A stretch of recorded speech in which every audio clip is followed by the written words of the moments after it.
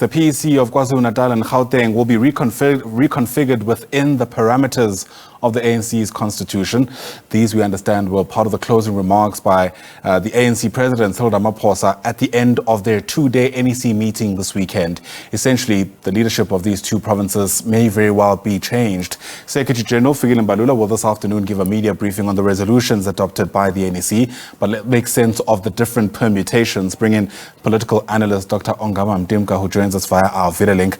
Dr. Mtimka, always great getting your insights on these issues. Initially, we were told there were three possibilities: the status quo, a slight tweak, or a complete disbandment. From the information we have at our disposal, there may very well be what we're referring to as a reconfiguration. The obvious question is, will that help the bottom line, which is to help the ANC claw back on their electoral losses? Good afternoon, good morning to you and your viewers. Thank you for having me, Ayanda. It will not immediately do anything to the support base of the ANC. I think what we're seeing here are repercussions of Gauteng overplaying its hand and the sense of embarrassment that caused national when it came to the process of negotiating post-election coalitions. I think that, like the word you used, permutations, that they are mutually influencing imperatives here to do something about the election outcome and also to correct the balance of power between national and subnational structures.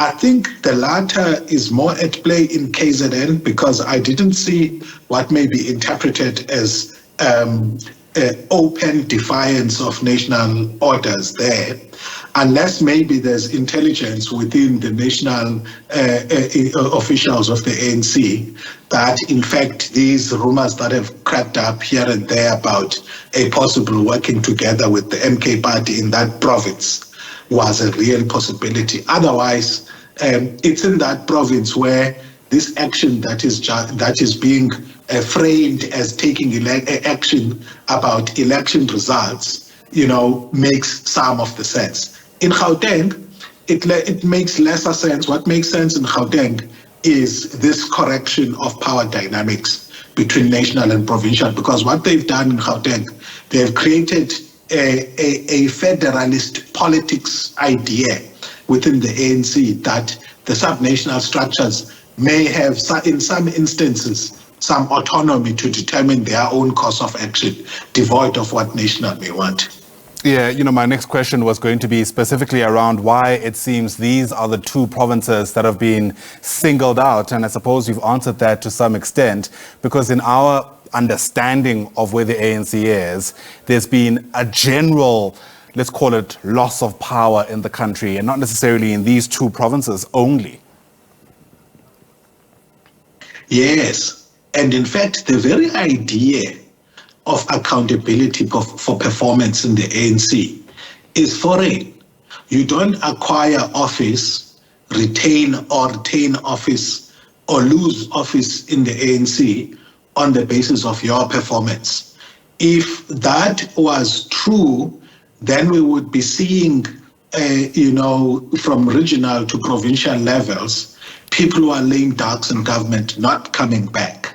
Where they've had some merit of sort in terms of securing office has been in the candidate selection only for ward councillors.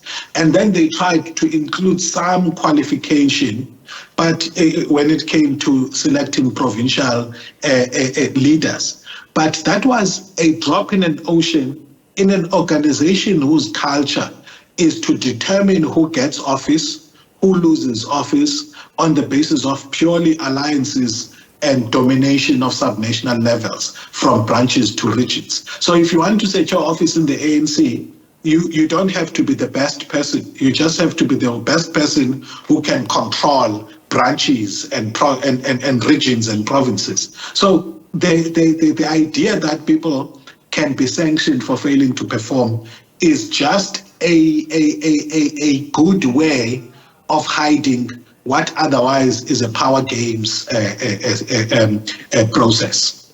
a smokescreen in some respects. I mean, well, the Secretary-General of the ANC, we understand, is going to flesh out the outcomes of the NEC meeting. And of course, we'll be listening in specifically to the decision that they make insofar as these two provinces are concerned. And often I think there's a risk of reducing what's taking place in the ANC to individuals, right? Personalized politics, as it were. And I'm only saying this because in the past, it seems it's what Fikile Mbalula and what he says ultimately that dominates the headlines. What are you, for example, going to be looking out for on the other side of that briefing? My view, it's always personal. The ANC got to a stage in its organizational culture where private interests and factional interests became bigger than the organization. That became an issue leading to the Polokwane Conference and its aftermath. The organizational machinery serves private interests. What I'm going to be looking at, particularly from that from that session, Ayanda, is mainly how they rationalize this. They've given us some hints, and also which of those three scenarios has prevailed. I do suspect that they may want to retain some of the leaders, so they may have a hybrid of some status quo and continuity and change in ways that make them not to be suspected to be undertaking a purge. So I think that's mainly, what I'm expecting. Obviously, we are concerned about how the ANC is interpreting the post-2024 moment in terms of the sense of urgency for socioeconomic development in South Africa. It's been such a long time that the quality of life of South Africans has not been a focal point only for us to celebrate just the procedural indicators of our democracy. And the time for that has gone. The ANC is losing power, and we need to see in what ways are they going to reclaim lost ground in a true, in a truthful way by coming up with programs that are going to be game-changing for South Africans in terms of the quality of their lives. All right, and I suppose until then, all we can do is speculate. So we'll wait for that official pronouncement and make sense of it on the other side. Ongama Mtimka, as always, it's a great pleasure. Dr. Mtimka speaking to us there as a political analyst.